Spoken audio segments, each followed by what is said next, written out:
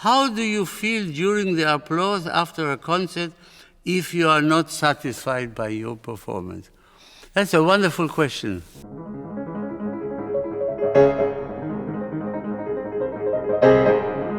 My name is Daniel Barenboim, and I'm going to today try to reply to some of the questions or commentaries that I have had. In answer to Maestro Bassio, growing up, I always listened to classical music and always wanted to be a composer or pianist. Now, I am working as an engineer, but I can't help but think about music every day. Bravo. Can I, a 26-year-old male, have a chance in music? I know very basic music theory. Is it possible that I can have a career in music at this age?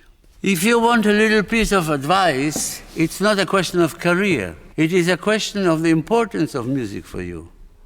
If you think about career, you think of music as a profession, and music is not a profession. It needs professionalism, but it is not a profession, it is a way of life. If you want to live your life in music, then you have to really study and learn and see how good you get. But I would leave a preoccupation with career to a later stage. This one is from Friedrich Hüppe. Does a piece of music length contribute significantly, if at all, to its grandiosity? Is a work like Beethoven's 22nd Piano Sonata any less grand, or even Clair de Lune by Debussy? Of course not. The length of the piece depends on the composer's necessity or wish to elaborate it more. And the intimate pieces, as Clair de Lune of Debussy, as you mentioned, or Chopin waltzes, mazurkas, nocturnes, or preludes, can be as fulfilling and as complete in spite or sometimes because of the shortness. This is from Lance Suksiri. I would really appreciate if you could explain your opinion on our relationship to the music we love and enjoy, to the people and friends who we choose to contact with more than others. On one of your videos, you explained this very shortly, how we like pieces of music like we like certain types of people and personality, etc. I find this very fascinating, but also the connection to flow. I think you cannot have only similar taste in music as a basis for friendship. I think you can have very good friendships with people who have completely different tastes than yours in music, or maybe no taste in music at all. I find these kind of people are less interesting because music is something that enriches one's life. But unfortunately, there is part of music that is separated from the person. And the degree of one's involvement in music is very individual and very personal. A question in German from Ömer Jakub. Wenn Sie ein neues Stück beginnen zu spielen, wie nähern Sie sich dem Stück an und wie gehen Sie vor? Benötigen Sie den Hintergrund eines Werkes, es aufführen zu können? Alles, was man über ein Stück oder über einen Komponist oder überhaupt über Musik wissen kann, man lernen kann, kann natürlich nicht schaden, es ganz mild auszudrücken. Aber ein Stück auszuführen, ist es Allerwichtigste, dass man lernt wirklich, wie man einen Text liest. Es gibt viele Leute, die in der Lage sind, ein Klavierstück oder auch Dirigenten, die können sozusagen Noten lesen, aber sehen nicht die Verbindungen zwischen den Tönen, zwischen den Instrumenten im Orchester oder die Harmonien oder unterschiedliche Melodien im Klavier. Das heißt, einen Text lesen Ich meine, jemand, der Deutsch spricht, kann jeden Text lesen. Ob es in der Zeitung ist, in Zeitschrift oder Goethe. Aber kann er das wirklich lesen? Lesen im Sinne von den Text verstehen und versuchen, sich vorzustellen, was damit gemeint ist. Now comes one in French from Mathilde HDT. J'en profite pour vous demander si vous vivez la musique très différemment lorsque vous l'écoutez et lorsque vous la jouez.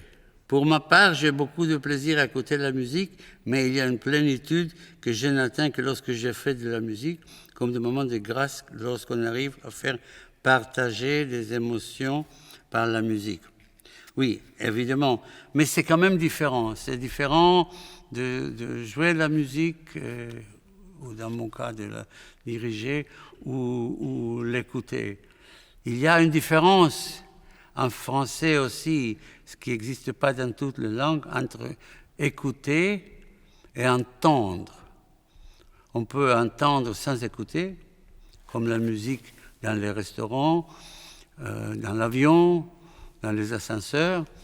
Et il y a aussi la possibilité d'essayer d'écouter et rien entendre, parce que c'est trop bas ou c'est trop loin. Ça. Mais l'acte de faire la musique, évidemment, est plus proche de ceux parmi nous qui avons la possibilité de jouer la musique. En tout cas, bravo pour la question. Y ahora una en español de Javier Fajardo.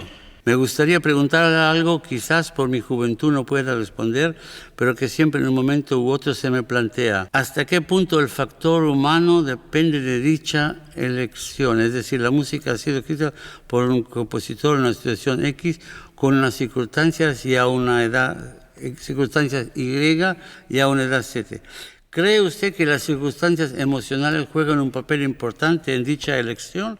¿O es más una cuestión de reunir todos los aspectos técnicos y meterlos en una maleta?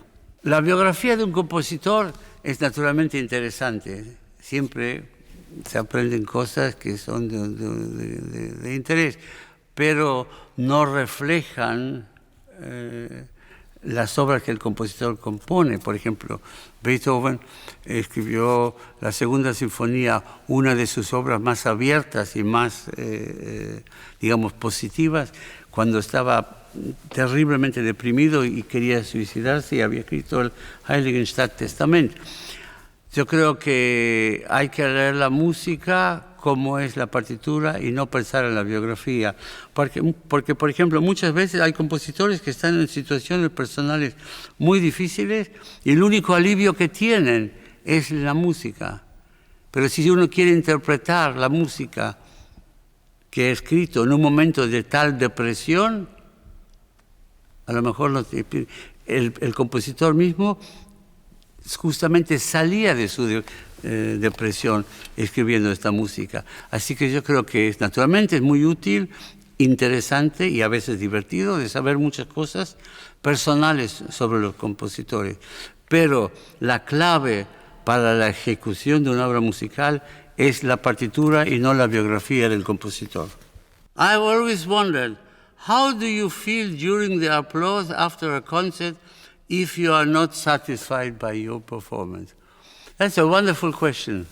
This is a wonderful question. I learned very early in my life that I have to learn as much and as well as I can to be my own critic. For the simple reason that the next day I may play even the same piece, and if I depend on the public or the critics or friends or whoever it is to see how I feel about the piece, I will never be able to do it. I think it's the most important thing from very early on to develop a critical capacity oneself and try to keep it in balance.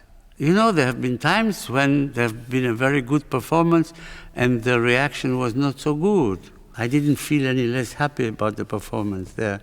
Therefore, I don't have the right to be annoyed when I think the performance was bad and the public thinks it was good. I hope you are satisfied with my answers. In any case, I am very grateful to you for sending your commentaries and reflecting on what you heard me say or play. Thank you very much.